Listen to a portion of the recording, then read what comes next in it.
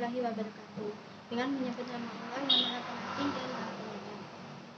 Puji syukur kehadirat Allah Subhanahu wa Ta'ala atas limpah rahmat dan anugerah darinya, kami dapat menyelesaikan tugas metodologi studi Islam. Salawat serta salam semoga senantiasa tercurahkan kepada junjungan besar kita Nabi Muhammad SAW yang telah menunjukkan kepada kita semua jalan yang lurus berupa ajaran agama Islam yang sempurna dan menjadi anugerah terbesar bagi seluruh alam semesta. Pada kesempatan kali ini kami akan mengulas satu ceramah yang disampaikan oleh Ustadz Khalid Basalamah yang berjudul Haruskah Makmum Ikut Qunut Subuh dan diupload di YouTube Islam Terkini.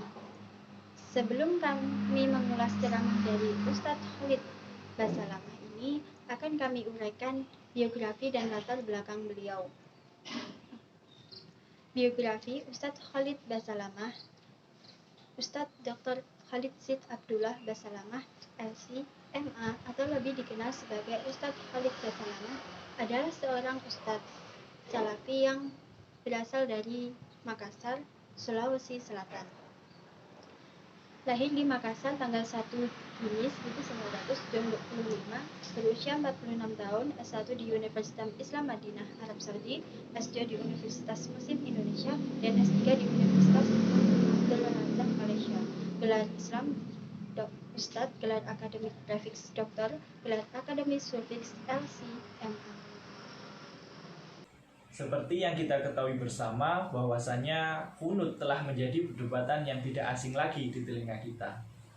Pasalnya kunut ini dari zaman dahulu hingga sampai saat ini masih menjadi suatu perbincangan yang hangat di kalangan masyarakat Indonesia. Menurut pandangan dari Ustadz Khalid Basalamah mengenai kunut subuh, beliau mengatakan bahwasanya bagi penganut mazhab Imam Syafi'i, kunut subuh jangan sampai ditinggalkan. Akan tetapi hal ini sering menjadi suatu perdebatan di antara para makmum. Misalnya, jika makmum yang biasanya menggunakan kunut subuh, kemudian ia datang ke masjid yang ternyata imamnya tidak menggunakan kunut subuh, terkadang hal ini juga dipermasalahkan bahwa akan menganggap sholatnya tidak sah. Akan tetapi Ustadz Khalid Basalamah menjelaskan, apabila seorang imam melakukan kunut subuh, maka kita sebagai makmum juga harus mengikuti kunut subuh tersebut, bukan hanya sekedar mengaminkan saja. Ini merupakan suatu bentuk upaya untuk menghargai antar mazhab. Dan sebenarnya kunut subuh tersebut harus menggunakan suara yang keras dan juga terdengar jelas. Namun hal ini dikembalikan lagi pada dalil yang kuat.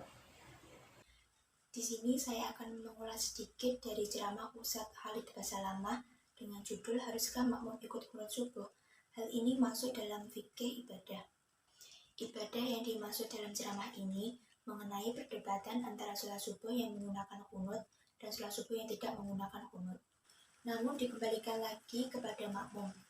Tetapi jika makmum yang biasanya tidak menggunakan qunut dan imam menggunakan qunut, makmum bisa tidak menggunakan qunut atau mencari masjid yang lain yang imamnya tidak menggunakan qunut atau sholat sendiri. Tetapi lebih dianjurkan jika makmum mengikuti imam atau hanya mengaminkan saja, karena di sini memperlihatkan sikap toleransi. Jenis pendekatan yang digunakan Ustadz Khalid Basalamah dalam ceramah ini menggunakan pendekatan tekstual. Pendekatan tekstual yaitu suatu usaha dalam memahami makna tekstual dari ayat-ayat Al-Quran. Pendapat kami mengenai ceramah Ustadz Khalid Basalamah, kami setuju dengan ceramah yang disampaikan oleh Ustadz Khalid Basalamah.